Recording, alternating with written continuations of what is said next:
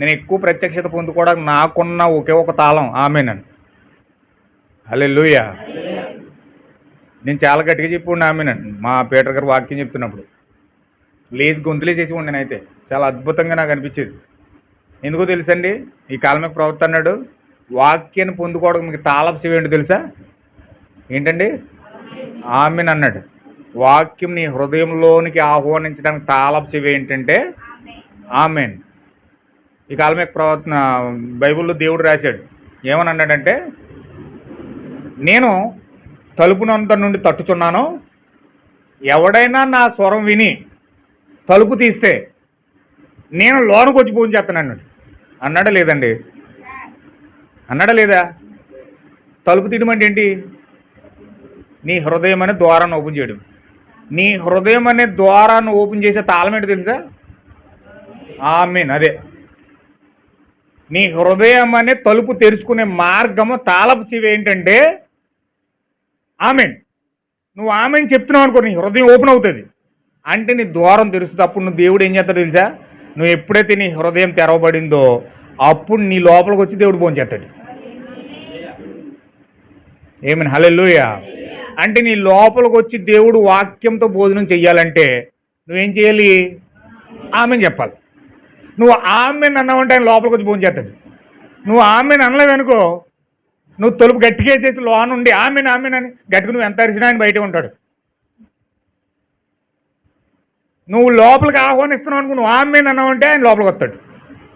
నువ్వు గెడలు ఇట్టేసుకుని నువ్వు ఏదేదో చేస్తే ప్రయత్నాలు చేస్తే కుదరదు. తలుపు తీయాలి. తలుపు తీయాలంటే నీకు తాళం ఆమేన్. ఈ కాలం యొక్క ప్రవక్త మంచి అద్భుతమైన తాళాన్ని ఇచ్చాడు. అందుకే చాలామంది ఆమేన్ సీక్రెట్ తెలియదు. కొంతమంది మా మలికిపురం చర్చిలో ఏం చేసేవారంటే ఆమేన్ చెప్పమన్నారని చెప్పేసి పాస్టర్ గారు ఊ అని ఆమేన్ అనుకోడు, ఈ అనవును ఆమేన్ అనుకోడు. అంటే ఆయన ఆమేన్ ఎందుకు చెప్తున్నాడు అర్థం కాదు. హల్లెలూయా. ఆయన తిడుతున్నా ఆమేన్ అన్నాడు, పొగుడుతున్నాను ఆమేన్ అంటాడు. ఎందుకని? ఆయనకు అర్థం కాదు. అంటే అర్థం కాని ఆమేన్ కాదు, మీకు అర్థమయ్యి ప్రత్యక్షతతో మీరు ఆమేన్ చెప్పారనుకో అప్పుడు అది లోపలికి వెళ్తుంది. హల్లెలూయా. దేవుడు నాకు మహిమ కలుగును గాక. ఇక్కడ చూడండి, దేవుడు ఎవరిని క్వశ్చన్ వేస్తున్నాడంటే ఈ కాలజ్ఞానుల్ని 7 నపుంసకుల్ని పంపించాడు కదండి ప్రజల దగ్గరికి, వస్తు దగ్గరికి. వాళ్ళని అడుగుతున్నాడు, పంపించాను కదా, నీ మాట కాదన్నదంటే నా మాట కూడా త్రోసేసింది ఆమె, అందుచేత ఆమెకి ఏం చెయ్యాలి మీరే చెప్పండి అన్నాడు. హల్లెలూయా.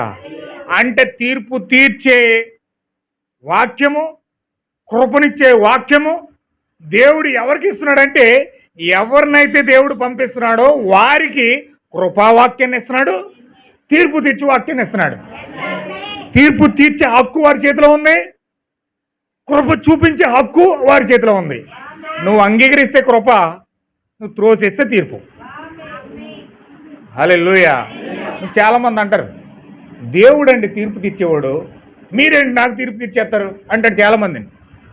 ఆ బుద్ధిహీనులకు తెలియదు, ఆ బుద్ధిహీనురాలకు తెలియదు. దేవుడు కృప తీర్పు రెండు కూడా వర్తమానికలో పెట్టి పంపిస్తున్నాడు. రెండు కూడా వర్తమానికలోనే ఉన్నాయి, రెండు కూడా పాస్టర్లోనే ఉన్నాయి. పాస్టర్ ఇక్కడ నీకు తీర్పు తీరుస్తాడు, పాస్టర్ నీకు ఇక్కడ కృపణిస్తాడు.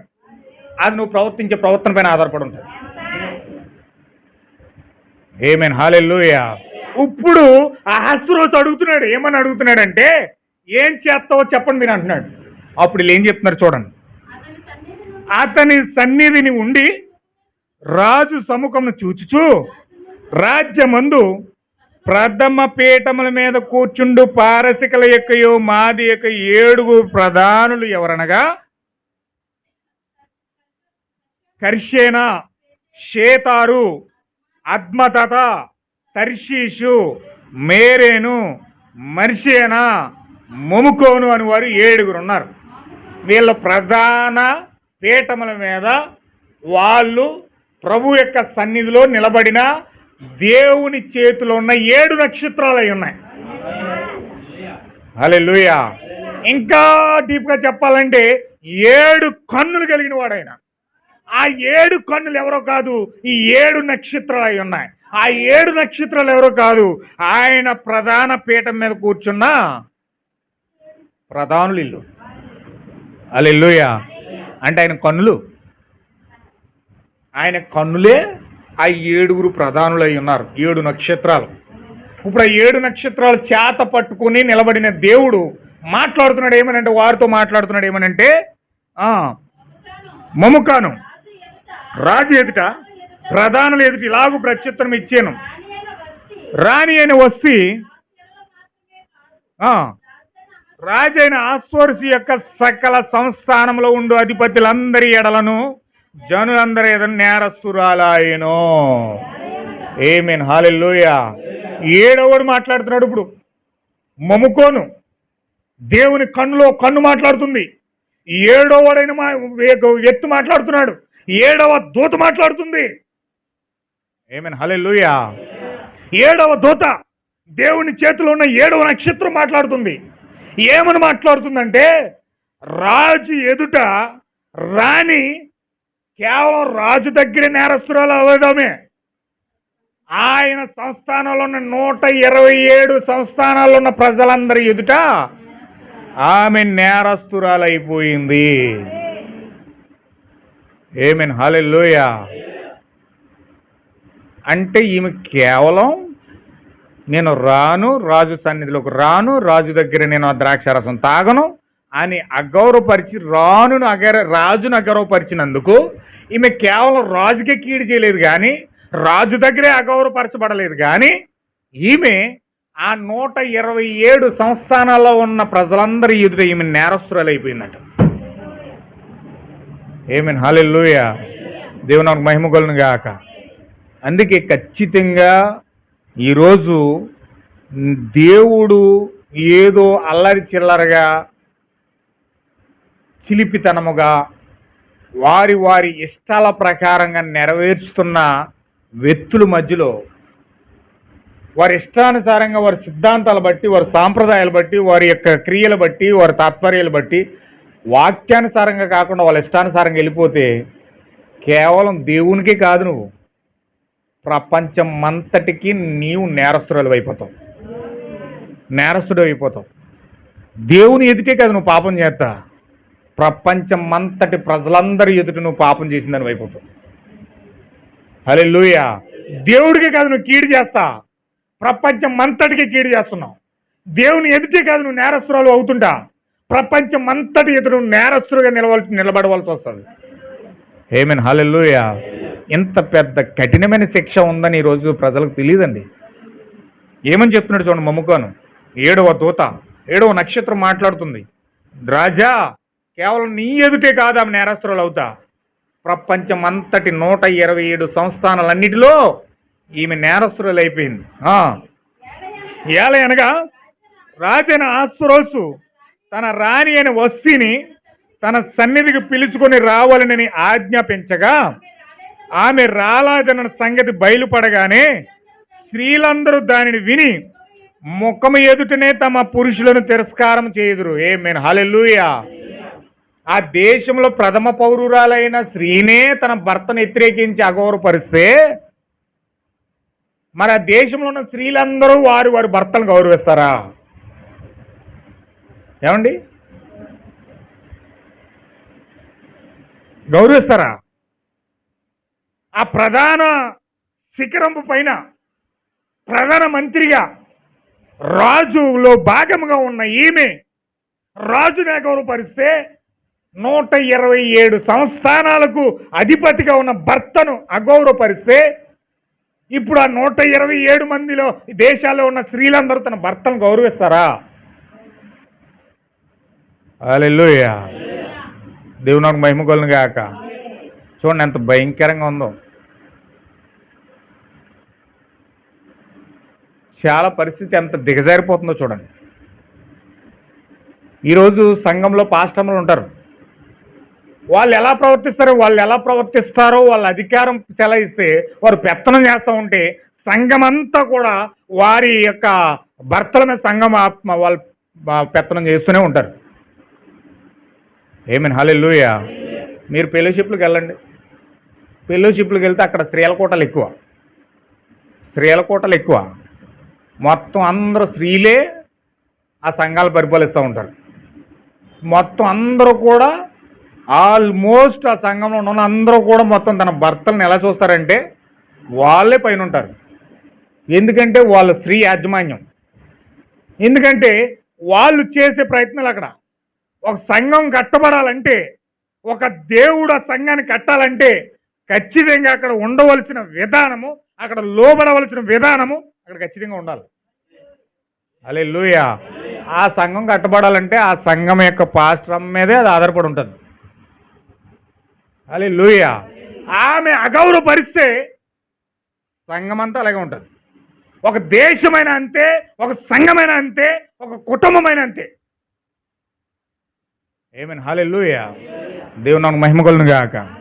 ఇక్కడ ఈ యొక్క వస్తీ ఏ విధంగా కట్టబడుతుందంటే, ఏ విధంగా ఆ యొక్క కార్యాన్ని చేస్తుందంటే, ఆమె కేవలం రాజుకే ఆమె కార్యం చేయట్లే, రాజుకే వ్యతిరేకం తిరగట్లే. మొత్తం ఆ సంఘంలో, ఆ దేశంలో, ఆ ప్రజల్లో, ఆ మొత్తం 127 సంవత్సరాలన్నిటిలో కూడా ఆమె ఏం చేస్తుంది? హెచ్చరిక జారీ చేస్తుంది స్త్రీలందరికీ. స్త్రీలారా, మీరెవరో మీ భర్తలకు లోబడకండి, నేను చేసినట్టే చెయ్యండి, నేను చెప్పినట్టే చెప్పండి, ఎవరు కూడా మీ భర్తలు లెక్క చేయొద్దు. నేను ఎలాగైతే గర్విష్ఠిగా ఉన్నానో, నేను ఎలాగైతే తలపిరుస్తనంగా ఉన్నానో, నేను ఎలాగైతే అహంకారంతో ఉన్నానో, మీరు కూడా అలాగే బ్రతకండి అని మెసేజ్ ఇచ్చిందండి. ఆమేన్. హల్లెలూయా. దేవుని నామమునకు మహిమ కలుగును గాక. ఏమని మెసేజ్ ఇచ్చిందండి? తన జీవితం ద్వారా ఎవరు లోబడొద్దు, మీ భర్తలు మీరు అవమానపరచండి, అగౌరవపరచండి, మీ ఇష్టానుసారంగా ప్రవర్తించండి, ఎవరు ఎవరికి లోబడొద్దు, ఎవరు స్వేచ్ఛను బట్టి వారు బ్రతకండి అనే మెసేజ్ ఈమె ఇచ్చేస్తారు. ఆమేన్. హల్లెలూయా. దేవుని నామమునకు మహిమ కలుగును గాక. అందుకే ఈరోజు సంఘాలు ఎలా తగులడ్డాయి. అందుకే ఈరోజు నవనాగరికత కలిసి చెందిన సంఘాలు ఎందుకు అలా తగులడ్డాయి అంటే, వీరు సంఘాలు ఆ విధంగా కడుతున్నప్పుడు సంఘ ప్రజలు ఏం చేస్తారు? సంఘాలు దేవునికి వ్యతిరేకంగా కడుతున్నప్పుడు, పాస్టర్లే ఆ విధమైన సేవ చేస్తున్నప్పుడు, వారే అటువంటి అబద్ధ బోధలతో సంఘాన్ని నిర్మిస్తున్నప్పుడు సంఘము ఏ విధంగా వాక్యానికి లోబడుతుంది? హల్లెలూయా. సంఘాలు తప్పు కాదు, సంఘాలను కడుతూ వాళ్ళని బోధిస్తూ స్త్రీ యాజకత్వాన్ని బలపరుస్తున్న ఆ వాళ్ళది తప్పది. హల్లెలూయా. కుటుంబంలో తల్లిదండ్రులు ఎలా ఉంటారు? పిల్లలు ఏమన్నా అలా లేకుండా వేరేలా బతుకుతారండి?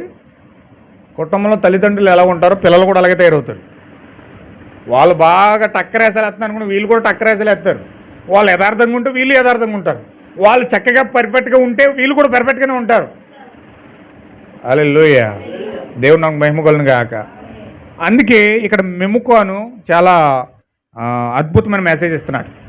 ఏమని చెప్తున్నాడు అంటే, రాజా, ఆమె నీకు మాత్రమే విరోధంగా ప్రవర్తించలేదు, దేశం మొత్తం, ప్రపంచం మొత్తం 127 సంస్థానాల్లో ఈమె మెసేజ్ ఇచ్చేసింది. నేరస్తురాలు అయిపోయి అందరికీ మెసేజ్ ఇచ్చేసింది.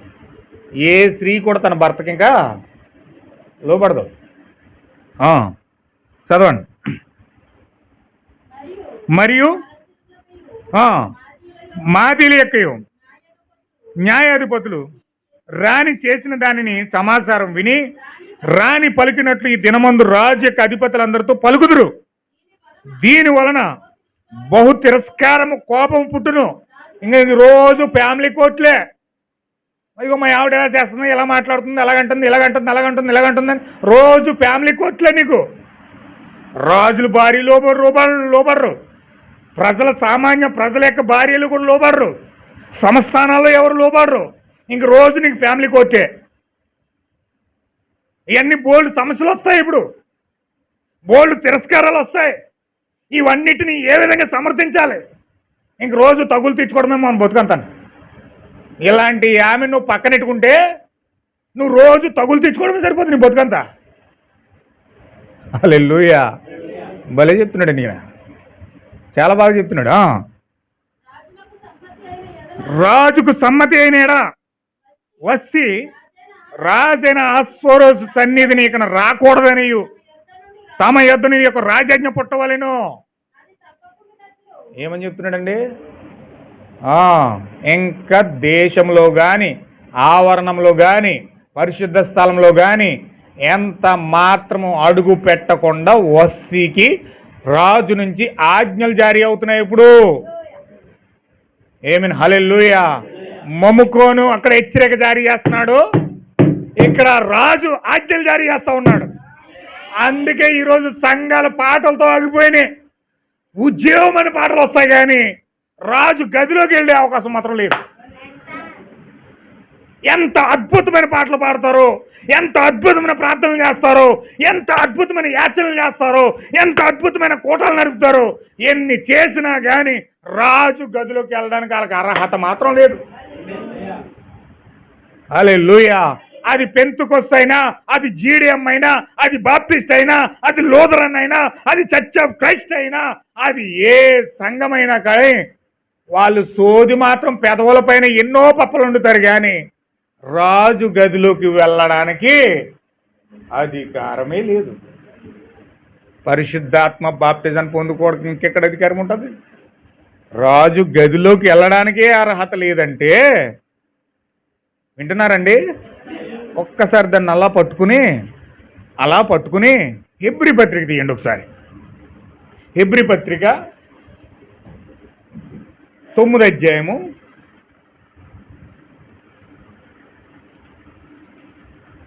9వ మహిమ కలుగును గాక. హెబ్రీ పత్రిక 9వ అధ్యాయం 5వ వచనం. చాలా జాగ్రత్తగా కొంచెం వినండి, చాలా జాగ్రత్తగా. ఈ ఫోన్ ఇయ్యం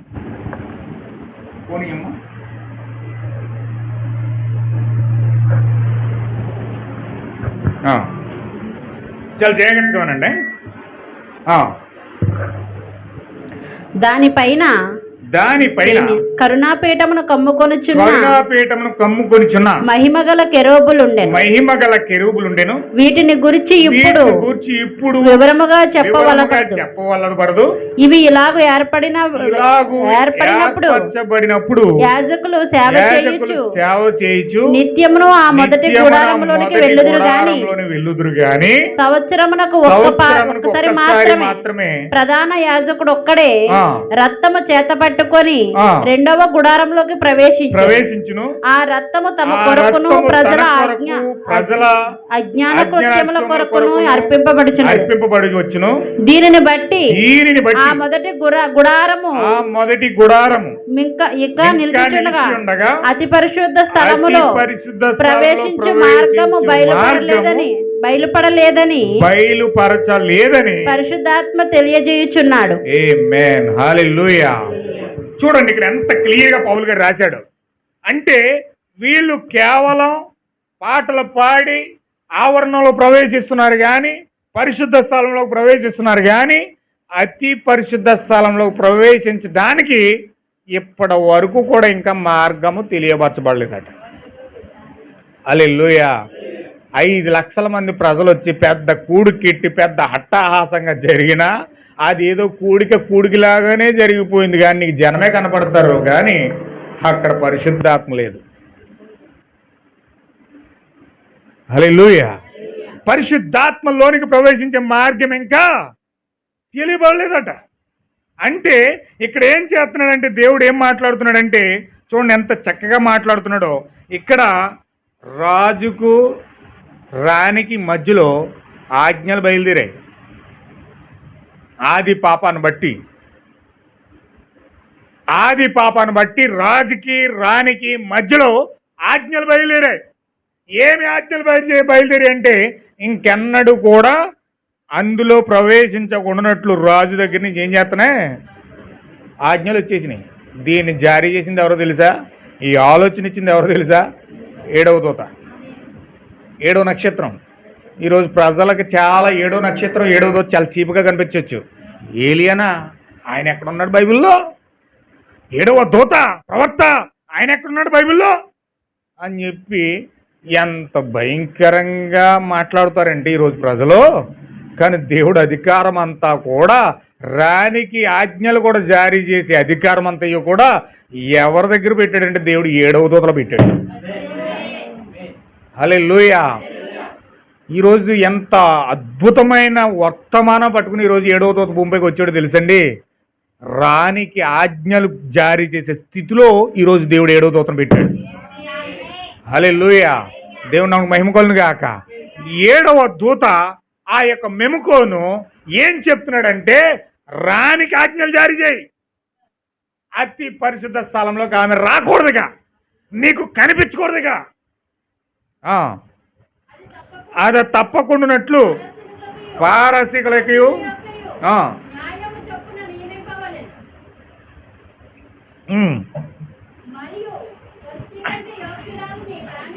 మరియు వస్తీ కంటే యోగ్యురాలిని రాణిగా తాము చేయాలి, మరియు రాజు చేయి నిర్ణయము విస్తారమైన తమ రాజ్యమంతటి ప్రకటించిన ఎడల గనురాలు గాని అల్పులు గాని స్త్రీలందరూ తమ పురుషులను సన్మానించుదురని చెప్పాను. ఈ సంగతి రాజునకు అధిపతులకు అనుకూలంగా ఉండెను గనుక ఆమేన్. హల్లెలూయా. అందరూ చెప్పండి ఆమేన్. హల్లెలూయా. 7వ దూత చెప్పినట్లు దేవుడు చేస్తున్నాడు. వస్తీని పక్కనెట్టేశాడు. ఆమె కంటే గనురాలు రాణిగా వస్తీ ప్లేస్లోకి తీసుకురావడానికి మెముకోను ఆర్డర్ ఆ యొక్క ఆలోచన చెప్పినప్పుడు రాజుగారు దాన్ని రాజముద్ర చేశాడు. హల్లెలూయా. చూడండి, ఈరోజు మనం వెర్రవీగి వాక్యం యొక్క నడకలో నడకుండా, అపోస్తుల బోధ చెప్పిన మనం వినకుండా చెయ్యకుండా మన ఇష్టానుసారంగా మనము బ్రతుకుతే వస్తీ చేసినట్లు సంఘాల్లో ఏదో ఒక సంఘం కట్టేసుకుని ఇది మా సంఘం, ఇది మా సిద్ధాంతం అని చెప్పుకుంటూ పోతే దేవుడు 7వ దూత చెప్పినట్లు వస్తీని పక్కనెట్టినట్లుగా ఈరోజు సంఘాలను పక్కనెట్టేశాడు. నువ్వు అంటావు, అయ్యి బాబు ఏసన్న గారండి పెద్ద పరిశుద్ధుడండి, ఎంత సేవ చేశాడండి, అమ్మో అతను సేవ చేస్తే ప్రజలు తండోపతండోలుగా వచ్చేసారండి అని నువ్వు అనొచ్చు. కానీ అక్కడ పరిశుద్ధాత్మలను ప్రవేశించడానికి దేవుడు ద్వారాను మూసేశాడు. హల్లెలూయా. అయ్యి బాబు జాన్ వెస్లీ అండి తండోపతండోలుగా వచ్చేస్తారండి, అయ్యి బాబు ఆయన సేవకుడు పెట్టాడంటే తండోపతండోలుగా వచ్చేస్తారండి, పెద్ద సేవకుడు ఆయన, చాలా జనం వచ్చేస్తారండి అక్కడికి. ఎంతమంది జనం వచ్చేస్తే ఏం ఉపయోగం? దేవుడు అక్కడ ద్వారాలు మూసేశాడు. హల్లెలూయా. ఆయన అక్కడ తలుపులేసేసాడు. 7వ దూత వర్తమానం లేకుండా, 7వ దూత వర్తమానం అక్కడ వినిపించకుండా దేవుడు అక్కడ ఏం చేస్తున్నాడంటే ద్వారాలు మూసేసాడు. అన్ని కబుర్లు చెప్తారు కానీ 7వ దూత అక్కడ లేడు. అన్ని మాటలు చెప్తారు కానీ 7వ నక్షత్రం అక్కడ లేదు. హల్లెలూయా. అక్కడ నక్షత్రం లేదంటే అక్కడ ద్వారాలు మూసేశాడు దేవుడు, అంతే. అక్కడ క్లోజ్ అయిపోయింది. వస్తీకి దేవుడు బయటికి గిట్టేసినట్టు వీళ్ళందరినీ దేవుడు ఏం చేస్తున్నాడు? నువ్వు ఎంత సేవ చేసినా, ఎంత లక్షల మంది నడిపించినా, ఎంతమంది ఆరాధికులు నీకున్నా నిన్ను బయటికి గెంటాడేసి దేవుడు ఏమంటున్నాడు తెలుసా? అక్రమం చేయవర్లారా ఏమంటున్నాడండి? ఒకసారి చదవండి. మత్తయి సువార్త 7వ అధ్యాయము 20 వచనం. మత్తయి సువార్త 7వ అధ్యాయము 20.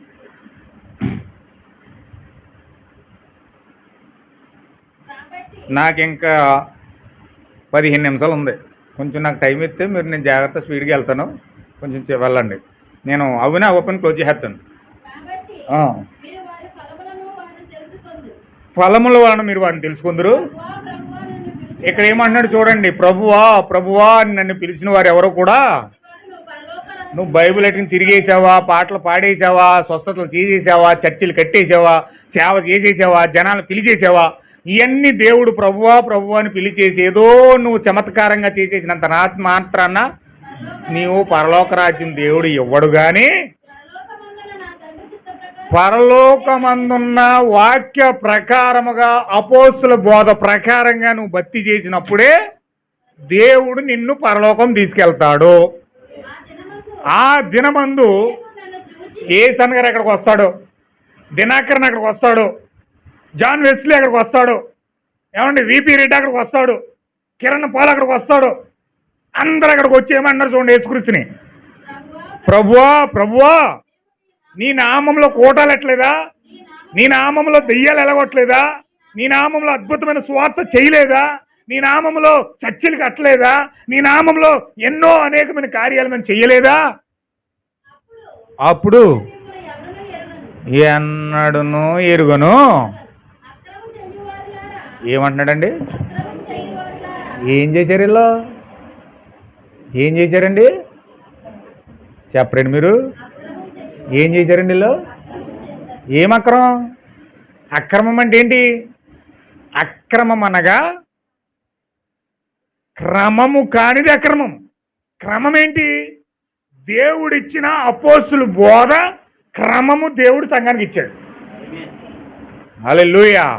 సంఘ క్రమము దేవుడు పెట్టి ఆ సంఘ క్రమానికి దేవుడు అపోస్తుల బోధనిచ్చి దేవుడు సంఘాన్ని ఏర్పాటు చేశాడు. ఆ సంఘ నమూనా ప్రకారమే ప్రపంచంలో ఏ సంఘం కట్టబడినా కట్టబడాలి. పౌలు గారు ఏమన్నాడు? ఈ బండ మీద తప్ప, ఈ పునాది మీద తప్ప వేరొక పునాది ఎవడు కూడా వెయ్యలేడు అన్నాడు.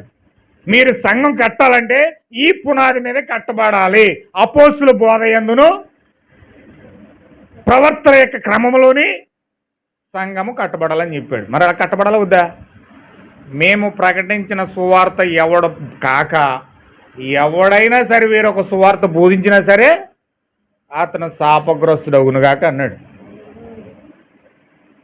మేమే మరలా దిగొచ్చి వాక్యం కాదు మేము ఇంకోటి చెప్తున్నామని చెప్పి బయలుపరిచినా మీరు నమ్మొద్దు అన్నాడు. మరి అలాంటిది దేవుడు ఒక నమూనా ఇచ్చి ఒక సంఘక్రమం ఇచ్చి ఆ సంఘక్రమం ప్రకారంగా వీళ్ళు సంఘాలు కట్టకుండా వీళ్ళు ఏదో నాకు అద్భుతాలు వచ్చేసి స్వస్థలు వచ్చే వరం వచ్చేసింది, నాకు అద్భుతాలు చేసే వరం వచ్చేసింది, నేను 50 రోజులు గృహంలోకి వెళ్ళి ప్రార్థన చేసి వచ్చానంటే చచ్చిపోయినోళ్ళు లేచిపోతాడు, నేను ఏది చేసినా సత్యమే అని చెప్పి ఏయో 4 కళ్ళ కబుర్లు చెప్తే ఏమండి ఇవన్నీ మాటలు ప్రజలు నమ్మించడానికి ఏదో జనాన్ని పోగేసుకోవడానికి ఏయో రకరకాల మాటలు చెప్తే అక్రమంగా వీళ్ళు వెళ్తే ఇక్కడ దేవుడు ఏమంటున్నాడండి? అక్రమము చేయవర్లారా అవతల పండ మీరెవరో నాకు తెలియదు అన్నాడు ఆయన. అవతల పండు మీరెవరో నాకు అసలు తెలియనే.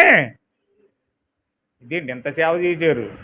లక్షలు ఖర్చు పెట్టి కోట్లు ఖర్చు పెట్టి డెకరేషన్లు చేసి పెద్ద పెద్ద డీబీ బాక్సులు పెట్టి ఊరంతా వినపడిలాగే ఎన్నో అద్భుతమైన సేవలు చేశారు కదా టీవీల్లోని ఇట్లలోని.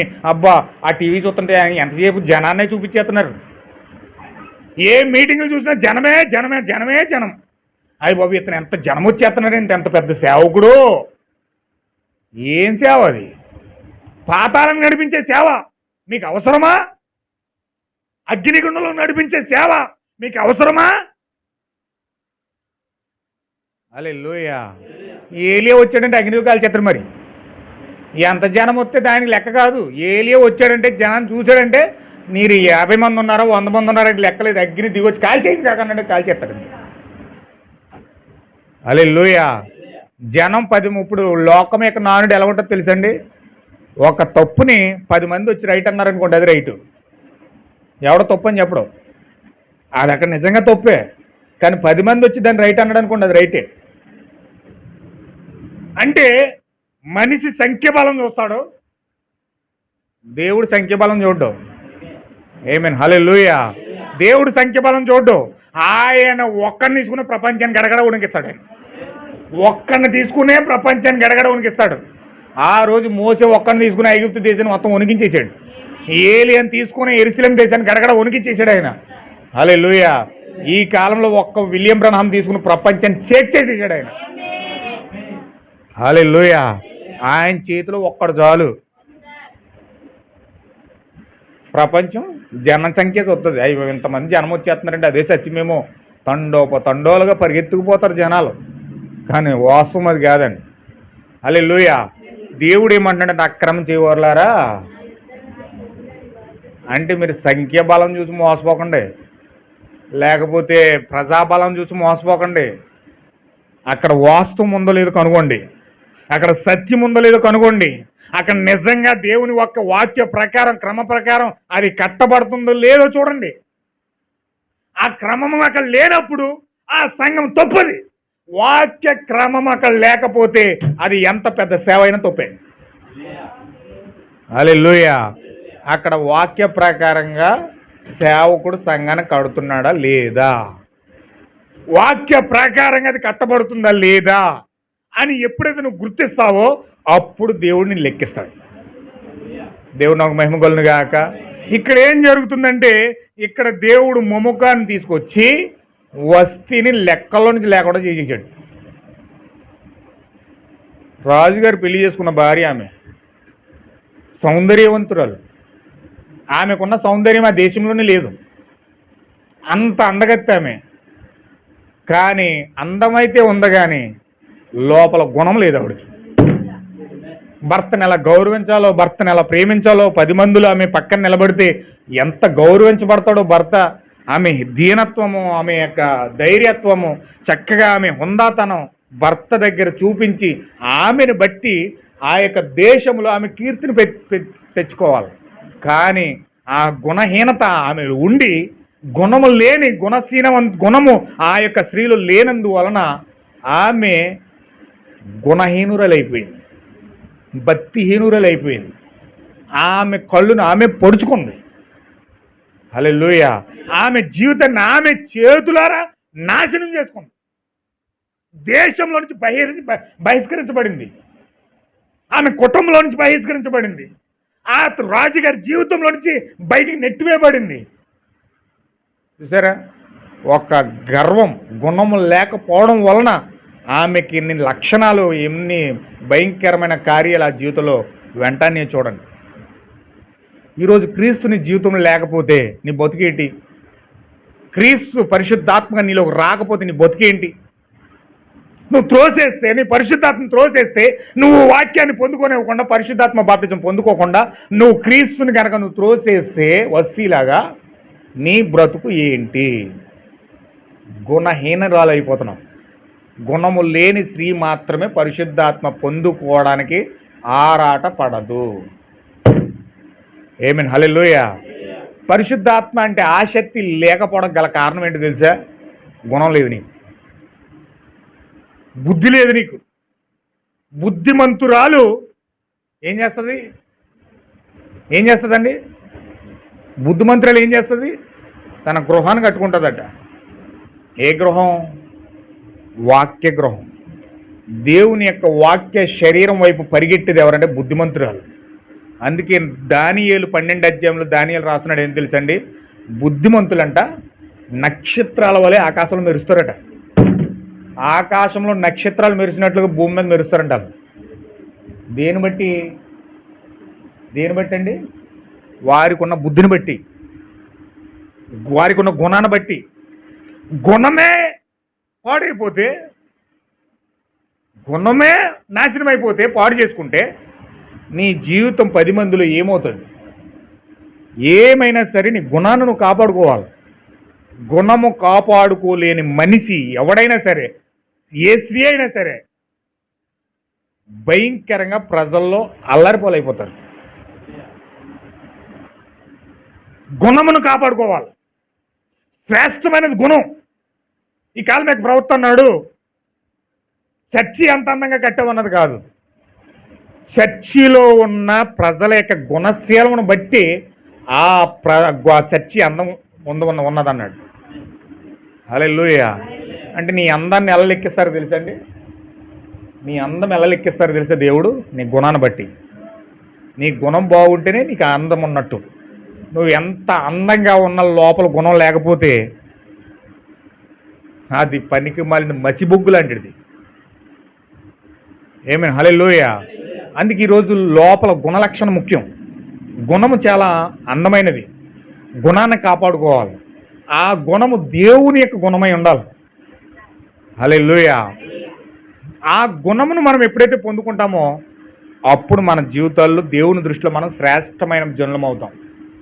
గుణం చాలా శ్రేష్టమైందండి. దేవుడిని కష్టాలు ఎందుకు తీసుకొస్తాడో తెలుసా? దేవుడిని కన్నీరు ఎందుకు తీసుకొస్తాడో తెలుసా? దేవుడిని నిన్ను విచ్ఛిన్నం ఎందుకు చేస్తాడో తెలుసా? దేవుడిని మొక్కలు ఎందుకు చేస్తాడో తెలుసా? దేవుడే తన భార్యని కష్టాల్లోకి ఎందుకు నెడుతున్నాడో తెలుసా? తన యొక్క భార్య యొక్క గుణశీలాన్ని బయట తీసుకురావడానికి. హల్లెలూయా. భర్త ఎప్పుడు చక్కగా నిన్ను ఏంటది సంతోష పెట్టడమే కాదు, భర్త నిన్ను కొన్నిసార్లు నీకు కావాలని కష్టాలు తీసుకెళ్తాడు. ఎందుకో తెలుసా? అసలు నీ లోపల ఏముందో తెలియడానికి. హల్లెలూయా. అసలు నువ్వు ఏ విధంగా నువ్వు భర్త పట్ల ఉన్నావు, భర్త పట్ల నీ ఏ గుణలక్షణం నువ్వు వెల్లడి చేస్తున్నావు, దేవుడు ఖచ్చితంగా తన భార్యని కష్టాలకు ఎందుకు తీసుకెళ్తున్నా తెలుసా? ప్రపంచంలో ఎవరు కష్టాలు పెట్టట్లేదు, తన భార్యని ఆయనే కష్టాల్లో తీసుకెళ్తున్నాడు. ఎందుకు భూమి మీద నేను పంపించాడు, ఎందుకు నీ కష్టాలు పెడుతున్నాడు, ఈ శరీరంలో ఎందుకు పెట్టి పంపించాడు, కన్నీరు ఎందుకు పెడుతున్నాడు, బాధలు ఎందుకు పెడుతున్నాడు, మరణం దగ్గర ఎందుకు నడిపిస్తున్నాడు, శోధనలు ఎందుకు పెడుతున్నాడు? నీ గుణలక్షణం బయట తీసుకురావడానికి. హల్లెలూయా. నువ్వు తెల్లగా ఉన్నావా, ఎర్రగా ఉన్నావా, షాంపూ రాసావు, ఫెయిరీన్లో రాసావు, మూతంతా పేడ రాసావా, ఏం ఆవిడ చూడవు. ఏ చీర కట్టావు, పొట్టి చీర కట్టావా, అది కట్టావు, ఇది కట్టావు, ఎవడు చూడవు. దేవుడు అలా చూసేవాడు కాదు. నీ గుణం ఎంత గొప్పగా ఉందో చూపిస్తాడు దేవుడు. హల్లెలూయా. నిజమైన సంఘము తన యొక్క గుణశీలాన్ని కాపాడుకుంటుంది. హల్లెలూయా. కానీ బాధాకరమైన విషయం ఏంటంటే ఈ వస్తే గుణం లేదు. గుణము లేకపోవడం కారణం చేత భర్త పరీక్షించినప్పుడు పరీక్షలో ఆమె ఓడిపోయింది.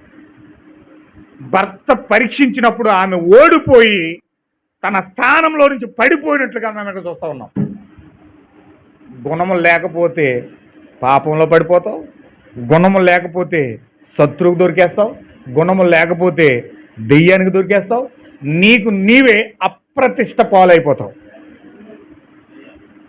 హల్లెలూయా. సామెతల గ్రంథంలో ఏమన్నా ఉంటుందంటే బుద్ధిహీనుడంట, నేను బుద్ధిహీనుడని తన యొక్క గుణం ద్వారా వాడే ప్రజల ముందు అన్ని బయటెట్టేసుకుని వాడు నేను బుద్ధిహీనుడని చెప్పేసుకుంటాడట. వాడి జీవితం ద్వారా నాలో బుద్ధిహీనత ఉంది. చాలామంది చూడండి తప్పు చేస్తారు, ఆ తప్పు మళ్ళీ బయటడిపోద్దామని చెప్పేసి ఎవరికొకరు తెలిసిపోద్దని చెప్పేసి వాళ్ళకి చెప్పి వీళ్ళకి చెప్పి 10 మందికి చెప్పేసి ఆ తప్పును బయటెట్టేస్తారు. ఎవరో చెప్పక్కర్లొద్దు, ఎవరో తెలియజేయని అసలు వద్దు, వీళ్ళే బయటెట్టేస్తారు దాన్ని. తప్పు చేసినోడు బయటెట్టేస్తారు దాన్ని. హల్లెలూయా. అందుకే పోలీసులకు ఆ కీ తెలుస్తుంది అనమాట. ఆ కీ తెలిసి వాళ్ళు ఏం చేస్తారంటే ఆ కీ నొక్కుతారు, ఆటోమేటిక్గా తప్పు చేసినోడు ఆటోమేటిక్గా చెప్పేస్తాడు. అందుకే పోలీసుడు ఆ కీ ఎవడో బయటోడు చెప్పడు, వాళ్ళే గదిలోకి తీసుకెళ్ళి దాన్ని అప్లై చేస్తారు. ఎలా చంపుకోనైనా అంటే మొత్తం చెప్పేస్తాడు. హల్లెలూయా. దేవుని నాకు మహిమ కలుగును గాక. అందుకే నా ప్రియమైన సహోదరులారా, ఈ మధ్యాహ్న కాల సమయంలో మనం నేర్చుకోవాల్సింది ఏంటంటే వస్తీ యొక్క గుణమును పొందుకోకూడదు. వస్తీ యొక్క గుణశీలమును వాడిన ప్రతి ఒక్కరూ దేవునికి దూరం అయిపోతారు. వారికి వారే అప్రతిష్ట పాలైపోతారు. వారి జీవితాన్ని వాళ్ళే నాశనం చేసేసుకుంటారు. వాళ్ళే మేము తప్పుడు వ్యక్తులము, మేము పాపులము, మేము నీచులము, మేము అబద్ధికులమని వారి నోటితో వారే సాక్ష్యం ఇచ్చి వాళ్ళే తీర్పుకు గురైపోతారు. హల్లెలూయా. దేవుని నాకు మహిమ కలుగును గాక. వాళ్ళ నోటంట ఎప్పుడు కూడా నేను పరిశుద్ధురాలని, వాళ్ళ నోటంటే ఎప్పుడు నేను పరిశుద్ధుని అని మాట రాదు. నేను ఎత్తపడతాను, నేను ఖచ్చితంగా దేవుడితో సహవాసం చేస్తాను, దేవుడు నాకు కృపనిచ్చాడు, ఆ కృప కొరకే నేను బ్రతుకుతున్నాను, ఆ కృపతో నేను జీవిస్తున్నాను, ఆ కృప కొరకు నేను ఒక సాక్షిని, ఆ కృప కొరకు నేను చచ్చిపోతాను. కానీ రాజీ పడిన మాట వాళ్ళ జీవితంలో రాదు.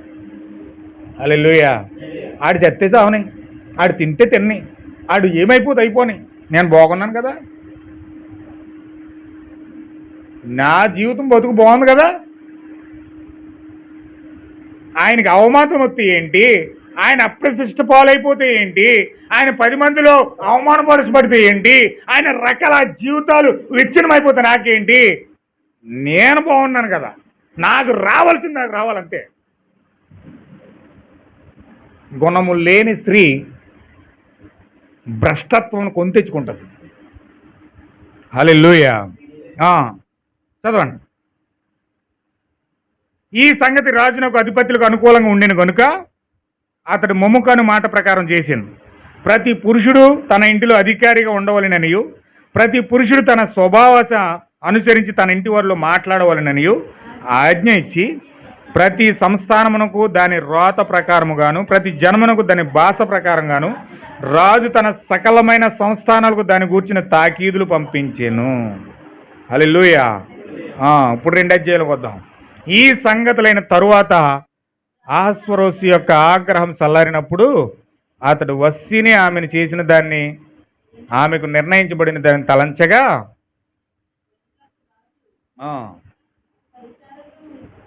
ఇట్లనిరి,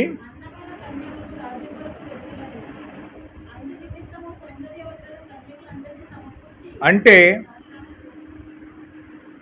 2000 సంవత్సరాలు పట్టింది ఆయన కోపం చల్లారడానికి. వస్తీ మీద కోపం చల్లారడానికి 2000 సంవత్సరాలు పట్టిందండి ఆయనకి.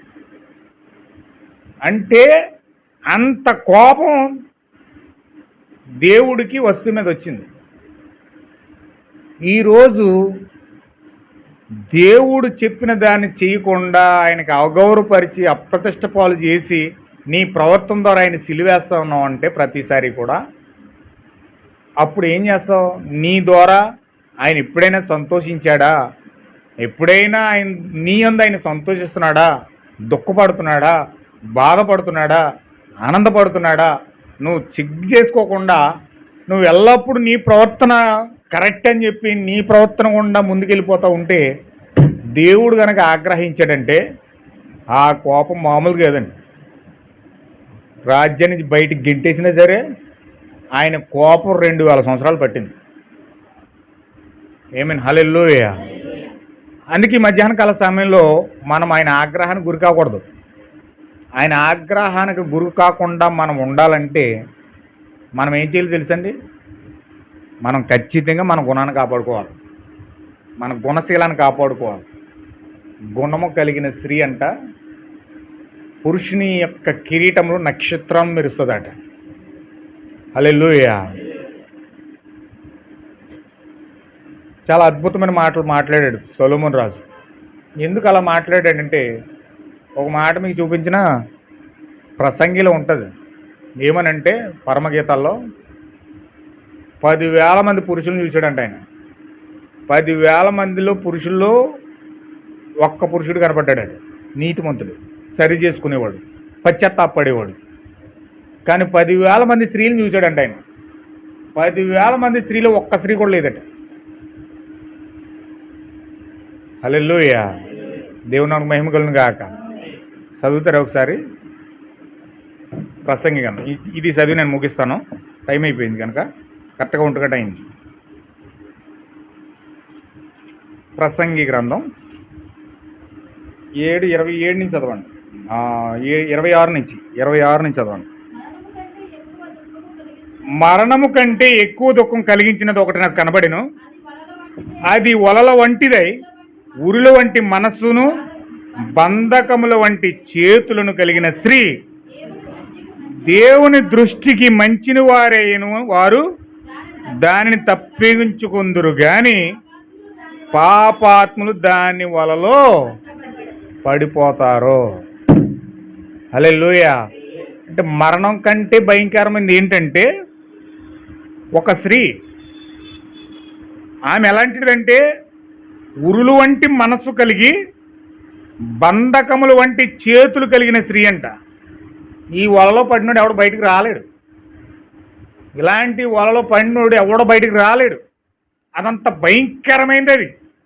అది చాలా భయంకరమైనది. అది మరణం కంటే దుఃఖము కలిగించేది అది. హల్లెలూయా. ఒక పరిశుద్ధమైన స్త్రీకిని ఒక అవివేకి అయిన స్త్రీకిని ఇంత తేడా ఉంది. ఒక గుణము కలిగిన స్త్రీ ఎల్లప్పుడూ కూడా వాక్యమునందు పరిశుద్ధత కలిగి, పవిత్రత కలిగి, వాక్యమందు గుణలక్షణము కలిగి, గుణము కలిగి, క్రీస్తును బట్టి యథార్థంగా జీవిస్తుంది.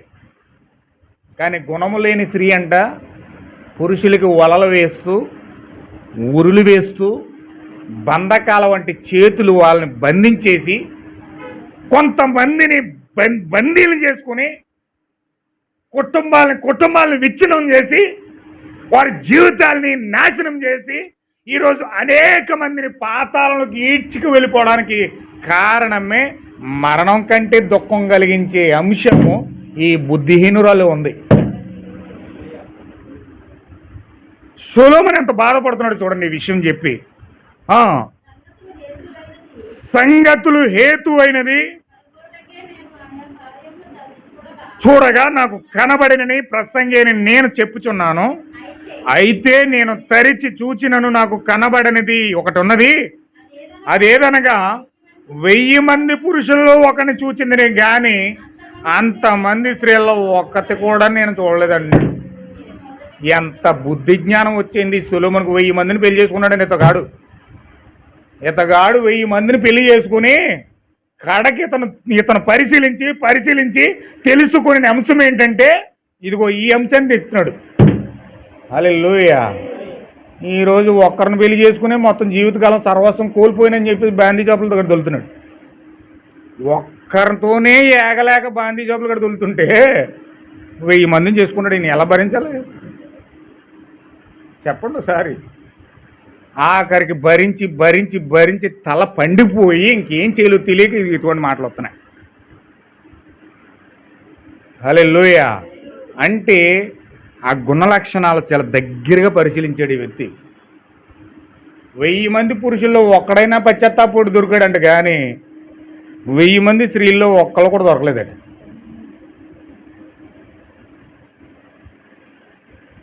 అంటే ఒక పరిశుద్ధత కాపాడుకునే స్త్రీలు చాలా తక్కువ ఉంటారండి. వాళ్ళ పరిశుద్ధతను, వాళ్ళ శరీరాలను, వారి యొక్క గుణలక్షణాలను కాపాడుకునే స్త్రీలు చాలా తక్కువ మంది ఉంటారు. దేవుని యొక్క మహాకృపను బట్టి వర్తమానం ద్వారా మీరు అలా ఉన్నందుకు నేను దేవుని స్తుతిస్తున్నాను. హల్లెలూయా. ఆ 10,000 మందిలో మీరు, ఆ 1000 మందిలో మీరు కాకుండా మీ శరీరాలని, మీ గుణాన్ని, మీ యొక్క వ్యక్తిగత లక్షణాలని, మీ యొక్క జీవితాన్ని కాపాడుకుని వాక్యానికి సమర్పించుకోగలిగిన స్థితిలో దేవుడు మిమ్మల్ని పెట్టాడంటే అందుకు మీరు ధన్యులై ఉన్నారు. హల్లెలూయా. దేవుడు నాకు మహిమ కలుగును గాక. అందుకే వర్తమానంలోకి వచ్చిన స్త్రీలు అందరూ 100లో ఒకళ్ళు 100లో 100% మంది సరిగ్గా కనిపించకపోయినా ఖచ్చితంగా వారి జీవితాలను కాపాడుకునే స్త్రీలు కొంతమంది ఉంటారు. హల్లెలూయా.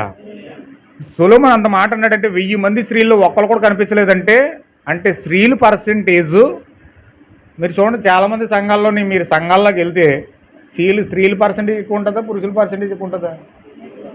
స్త్రీలే ఎక్కువ కనపడతారు. పురుషులు అక్కడక్కడక్కడ 2, 3, 4 కనపడతారు. హల్లెలూయా. కానీ వాస్తవంగా స్త్రీలు వస్తారు కానీ వాళ్ళ లక్షణాలు మాత్రం దాంతో మ్యాచ్ అవ్వవు. చెప్పాను మీకు. వాళ్ళు ఏ విధంగా ఆ ప్రాచీన స్వభావం ఎలా ఉంటుందంటే తప్పించుకునే స్వభావం ఉంటుంది, ఒప్పుకోని స్వభావం ఉంటుంది, రకరకాల స్వభావాలతో ఏడవబడతాడు. దేవుడు వాగ్దానం చేశాడు కానీ నా పట్ల మాత్రం నెరవేర్చడనే స్వభావం కలిగి ఉంటారు వాళ్ళు. కానీ వర్తమానం పట్టుకుని గోజాడి ప్రార్థించి వారు నిజంగా వారి జీవితాన్ని కాపాడుకోవాలనే ఆశతో నా బలహీనత నేను ఏ విధంగా ఉంటాను నా స్వభావం మీద ఎరిగి వాళ్ళు ఎప్పుడైతే దీని ముందు మోకరించి పశ్చాత్తాపడి ఒక గుణశీలాన్ని కాపాడుకుంటారో వాళ్ళు మాత్రమే కట్టబడతారండి. హల్లెలూయా. వారి స్వభావం తప్పని ఎరిగి వాళ్ళు ఎప్పుడైతే వాక్యమే సరైందని ఎరిగి వాక్యాన్ని పట్టుకుని వారి జీవితాన్ని సరి చేసుకుంటారో వాళ్ళు మాత్రమే వాళ్ళ యొక్క గుణాన్ని కట్టుకుంటారు. హల్లెలూయా. నాకు అంతా తెలుసు, నేను పెద్ద మేధావిని, నా భర్త తింగరుడు, నేనే అంత తెలివైన దాన్ని, నేనే కుటుంబాన్ని అంతా కట్టుకుంటాను, నేనే నడిపిస్తున్నాను కాబట్టి నా భర్త అలా నిలబడ్డాడు, లేకపోతే ఎప్పుడు రోడ్లు పోలు అయిపోతుడు, లేకపోతే ఇలాగని చెప్పి ఈవిడ కావిడ ఎప్పుడు ఎంతసేపు పైనట్టుకుందనుకోండి, వాక్యాన్ని పక్కనెట్టేసింది అనుకోండి, అప్పుడు ఈమె జీవితం ఎంతసేపు కూడా ఆ 1000 మంది స్త్రీల్లో ఎలాగైతే సొలొమోను చెప్పాడు అలాగే నువ్వు కూడా అందులో ఉంటావు. కానీ వాళ్ళ జీవితాలు కట్టుకోవాలంటే వాళ్ళ ఆలోచన తప్పని, వాళ్ళ పెత్తనం తప్పని, వాళ్ళ తలంపులు తప్పని ఎల్లప్పుడూ కూడా సంఘము అణిగి మణిగి వాక్యానికి ఇంపార్టెన్స్ ఇస్తే, వాక్యాన్ని బట్టి వాళ్ళ జీవితాలు కట్టుకుంటే అప్పుడు వారి జీవితాలు చక్కగా వారి కుటుంబాలు కట్టబడతాయి. హల్లెలూయా. స్త్రీనని ఎందుకు నేను స్త్రీల కోసం చెప్తున్నాను, వాళ్ళని ఏదో టార్గెట్ చేసినట్టు కాదు. సంఘం అంటే పురుషులు ఉంటారు, స్త్రీలు ఉంటారు. సంఘం అంటే ఎవరు? స్త్రీ అంటే ఎవరండి? స్త్రీ అంటే సంఘం, అందులో పురుషులు ఉంటారు, స్త్రీలు ఉంటారు, అందరూ కలిసి ఏకమే. సంఘం అంటే పురుషులు స్త్రీలు కూడా ఒకటే. హల్లెలూయా. మనందరిలో కూడా ప్రాచీన స్వభావం ఉంది.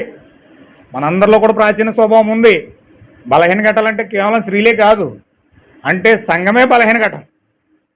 అంటే ఇప్పుడు మన ఆలోచన తప్పని, మన విధానం తప్పని, మన తలంపులు తప్పని, మన ఉద్దేశాలు తప్పని, మనం ఎప్పుడూ వాళ్ళ మీద వీళ్ళ మీద వీటి మీద ఆధారపడడం మానేసి వాక్యం మీద ఆధారపడి దీని మీద మోకరించి దాన్ని చదివి ఆ వాక్యాన్ని ఆలోచనగా తీసుకొని ఎప్పుడైతే దాని ప్రకారంగా మన జీవితాలు కట్టుకుంటామో అప్పుడు మనము మన జీవితాల ద్వారా క్రీస్తుని కనపరుచుకునే వాళ్ళు అవుతాం.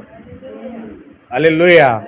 కానీ ఎప్పుడైతే దాన్ని పక్కనెట్టేసి మనకు మనం హైలైట్ చేసుకుని నీ ఆలోచనే నువ్వు మగోడు అని చెప్పి, నీ ఆలోచనే పైనెట్టి, నీ ఆలోచనే నీకు శాసనం అని చెప్పి, చాలామంది మూర్ఖులు ఉంటారు.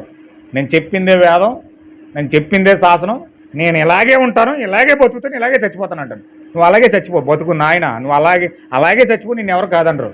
కానీ నువ్వు నేరుగా వెళ్ళిపోయి అందులో పడిపోతావు, పాతాళంలో పడిపోతావు. నీ పద్ధతి మార్చుకోవాలి, నీ బ్రతుకు మార్చుకోవాలి, నీ జీవితం మార్చుకోవాలి, నీ విధానం మార్చుకోవాలి, నీ ప్రాచీన స్వభావం మార్చుకోవాలి అని ఆశ కలిగితే ఇదిగో దీని దగ్గరికి వెళ్ళాలి. హల్లెలూయా. ఖచ్చితంగా మీరు వాక్యంతో సహవాసం చేస్తే ఎస్తేర్లా కట్టబడతారు. లేదు నాకు నేనే రాణిని, నాకు నేనే రాజుని, నాకు నేనే గీసిందే గీత అని చెప్పి నువ్వు అలా వస్తీలాగా మొండికేసి కూర్చున్నావు అంటే వస్తీ గట్టిని పట్టినకైతే నీకు పడుతుంది. హల్లెలూయా. దేవుని నాకు మహిమ కలుగును గాక. వస్తీ ఏం చేసింది చూడండి ఒకసారి. నేను అది చదివి నేను ముగించేస్తాను ఒక్కసారి. ఎస్తేరు గ్రంథం 2 అధ్యాయము 15 వచనం చదవండి. నేను అదే కదా ఫస్ట్ చదివాను. 14 వచనం చదవండి. 14 వచనం 15 వచనం. 2 అధ్యాయము 14 వచనం 15 వచనం. సాయంత్రం అందు ఆమె లోపలికి వెళ్ళి మరుదినము ఉపమపత్నులను కాయు రాజు యొక్క సండుడైన సయజ్ఞజు అను అతని వంశంలో ఉన్న 2వ అంతఃపురమును తిరిగి వచ్చును. ఆమె యందు రాజు సంతోషించి ఆమెను పేరు పెట్టి పిలిచితేనే గాని ఆమె రాజునద్దుకు మరలా వెళ్ళకుండెను. అంటే ఆమె ఏదో నేను వెళ్ళిపోయి ముందడిపోవాలని చెప్పి ముందడిపోవడానికి ప్రయత్నం చేయట్లే. చాలామంది కంగారు పరులు ఉంటారు. నేనే పడిపోవాలి, నేనే చేసేయాలి, నేనే అయిపోవాలని చెప్పేసి వాళ్ళే కట్టేసుకుంటూ ప్రయత్నం చేస్తారు. ఈమె అలా ప్రయత్నం చేయట్లే. రాజు తనంతట తాను పిలిచే వరకు కూడా ఆమె కదలలేదు. హల్లెలూయా. దేవుని నాకు మహిమ కలుగును గాక. మొద్దుకే తన కుమార్తెను స్వీకరించుకొనిన తన పినతండ్రి అయిన అబీహయీలు కుమార్తె యగు ఎస్తేరు రాజునద్దకు వెళ్ళుటకు వంతు వచ్చినప్పుడు స్త్రీలను కాయు రాజు యొక్క సండుడైన హేగే నిర్ణయించిన అలంకారము కాక ఆమేన్. దేవుని నాకు మహిమ కలుగును గాక. ఎస్తేరును చూచిన వారందరికీ ఆమె యందు దయ పుట్టెను.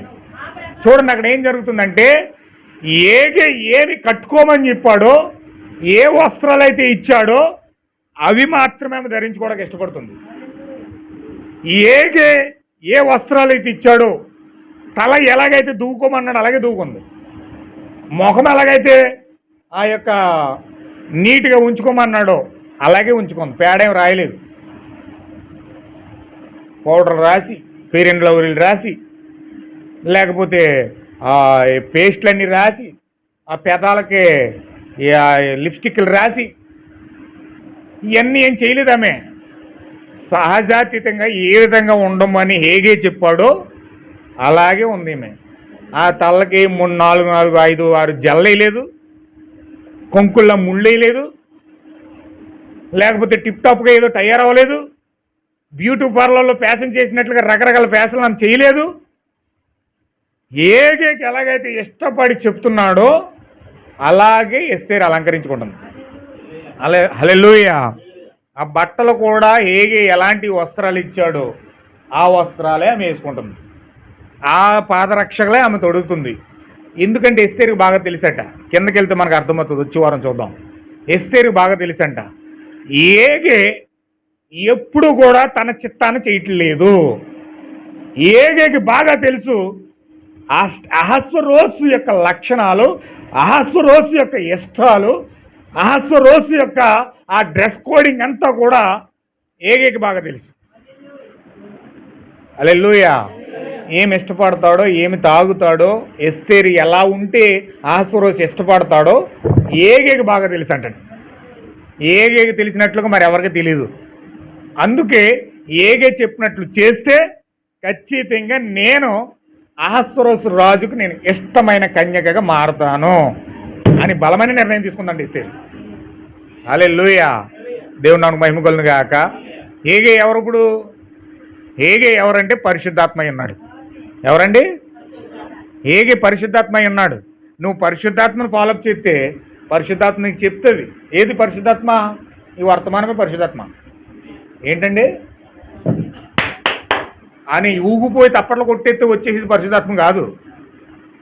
డ్యాన్స్లు వేసి డిస్కో డ్యాన్స్లు వేసేది కాదు పరిశుద్ధాత్మ అంటేని. హల్లెలూయా. ఈ చివరికి వెళ్ళిపోయి ఆ యొక్క రకరకాల భాషలని మాట్లాడేసి సికింద్రాబాద్ హైదరాబాద్ కలిపి సికింద్ర బరబర అనేది కాదు పరిశుద్ధాత్మ అంటే. హల్లెలూయా. పరిశుద్ధాత్మని విశ్రాంతి దినం చేయడం కాదు పరిశుద్ధాత్మ అంటే. లేకపోతే చెప్తున్నారు చాలామంది చాలా రకాలుగా చెప్తున్నారు పరిశుద్ధాత్మ అంటే. పరిశుద్ధాత్మ అంటే నీతిగా బతకడం, పరిశుద్ధాత్మ అంటే తాగుడు వదిలేయడం, సినిమాలు వదిలేయడం. పరిశుద్ధాత్మ అంటే ఏయో మంచి మంచి మంచి మాటలు ప్రజలకు ఇష్టపడేటట్లుగా ఇన్ని సొంపైన మాటలు మాట్లాడతారు. కాదు, అది కాదు పరిశుద్ధాత్మ అంటే. పరిశుద్ధాత్మ అంటే క్రీస్తు అయి ఉన్నాడు. ఎవరండి? పరిశుద్ధాత్మని క్రీస్తు అయి ఉన్నాడు. ఇప్పుడు క్రీస్తునికి చెప్తాడు, నువ్వు బైబిల్లో చెప్పాడు నువ్వు ఏ విధంగా వస్త్రధారణ చేసుకోవాలి, ఏ విధంగా ముఖాన్ని అలంకరించుకోవాలి, ఏ విధంగా తల దూవుకోవాలి, ఏ విధంగా నువ్వు డ్రెస్ వేసుకోవాలి, ఏ విధంగా పరిశుద్ధంగా ఉండాలి, పవిత్రంగా ఉండాలి. ఇవన్నీ వచ్చే వారం చెప్తాను నేను. మొత్తం అన్ని టోటల్గా మొత్తం అన్ని తెలుసుకోవాలి మనం. ఖచ్చితంగా దేవుడు ఆ యొక్క అలంకరణ అంతా మనకి ఇచ్చాడు. అసలు వధువు యొక్క అలంకరణ ఏంటి, ఎలా తల దూవుకోవాలి, ఎలా ముఖం ఉంచుకోవాలి, ఏ విధంగా డ్రెస్ కట్టుకోవాలి, ఏ విధంగా మనం ఉండాలి, ఏ విధంగా వస్త్రాలు దేవుడు ఇచ్చాడు. ఇవన్నీ కూడా ఎస్తేరుకి ఏకి చక్కగా అహస్వరోసుకు తగినట్లుగా అలంకరణ అంతయు కూడా ఈ యొక్క ఎస్తేరుకి ఇస్తూ ఉన్నాడు. ఎస్తేరు అబ్బే నాకు ఇలా ఉండడం నాకు ఇష్టం ఉండదండి, ఈ చీర నాకు ఇష్టం ఉండదు, ఈ రంగు నాకు ఇష్టం ఉండదు అని చెప్పట్లా. లేకపోతే ఇలాగ తలదు కూడా నాకు అసలు ఇష్టం ఉండదు, నాకు ఇలా సినిమా స్టైల్ ఇలా కిందని పైదాకా జడేసి ఆ కిందని పైదాకా మల్లెపూలు ఎడతానని చెప్తే దేవుడు ఒప్పుకోడు, అహస్వరోసు ఒప్పుకోడు. హల్లెలూయా. లేకపోతే ఇలా కొమ్ములు ఎట్టుకుని ఇలాగ ఇక్కడ దాకా చెవిరింగులు ఎట్టుకుని ఇక్కడ దాకా ఏలాడతానంటే కుదరదు. అక్కడ కొంకుముళ్ళు వేసుకుంటే కుదరదు. అక్కడ ఏగే చెప్తాడు, పరిశుద్ధాత్మ చెప్తుంది. ఆ పరిశుద్ధాత్మ ప్రకారంగా ఎస్తేరు అలంకరించుకుని రాజు సన్నిధిలోకి వెళ్ళినప్పుడంట రాజు కంట ఎస్తేరు ఏం దయ పుట్టిందంట. రాజుకే కాదు అక్కడ ఉన్న ప్రజలందరికీ కూడా ఆమె పట్ల దయ పుట్టిందంట. అంటే పరిశుద్ధాత్మ చెప్పినట్లు వర్తమానం చెప్పినట్లు నిన్ను నువ్వు అలంకరించుకుంటే నిన్ను ప్రజల యందు దయ పుట్టించేలాగా దేవుడు చేస్తాడు. అయ్యో ఆవిడంటే నాకు పడదండి, నా మీద ఎంతసేపు సాడీలే చెప్తుందండి అనేవాళ్ళు నీకు తగలరు ఇంకా. హల్లెలూయా. అయ్యో ఆవిడ ఎంతసేపు నన్ను దూషిస్తూనే ఉంటుందండి, నేనంటే పన్నండి, అలాగే ఇలాగని నీకు శత్రులే ఉండరు. పరిశుద్ధాత్మ పొందుకుంటేనంటండి నీకు శత్రువులే ఉండరంట. హల్లెలూయా. నీకు వ్యతిరేకంగా రూపించబడిన ఆయుధం ఏదైనా ఉంటుందా? ఉంటుందండి. నీకు వ్యతిరేకంగా రూపించబడిన ఏ ఆయుధము కూడా వర్ధిల్లదని చెప్పాడు దేవుడు. అంటే నువ్వు ఏగే చెప్పినట్లు చేస్తే ఇంక నీకు ప్రజల మీద అందరి మీద నీ మీద దయ పుడుతుంది, ప్రేమ పుడుతుంది నీ మీద. నిన్ను ప్రేమిస్తారు, నిన్ను ప్రార్థించమని అడుగుతారు, నిన్ను హత్తుకుంటారు, మా కోసం ప్రార్థన చేయండి అని అడుగుతారు, మా కోసం ప్రార్థన చేయండి అని అడుగుతారు. వాళ్ళ అవసరాలు చెప్తారు, వాళ్ళ బాధలు చెప్తారు, వాళ్ళ విషయాలని తెలియజేస్తారు. వారికి అండగా నిలబడి కోరుకుంటారు. వీళ్ళ ఇలా అండగా నిలబడితే మాకు ధైర్యం, దేవుడున్నంత కొండంత ధైర్యంగా ఉంది అని కోరుకుంటారు వాళ్ళు. ఎప్పుడు? నీలో దేవుడు ఉన్నప్పుడు, నీలో క్రీస్తు ఉన్నప్పుడు, నిన్ను అహస్వరోసు ఆక్రమించినప్పుడు. హల్లెలూయా. నువ్వు గర్వంగా వస్తీ చేసినట్లు చేసావు అనుకో, ప్రజలందరూ రాజు అసహించుకోవడమే కాదు, ఇప్పుడు రాజు అసహించుకోవడమే కాదు, 127 సంస్థానాల్లో అందరూ కూడా ఈమెను అసహించుకుంటున్నారు.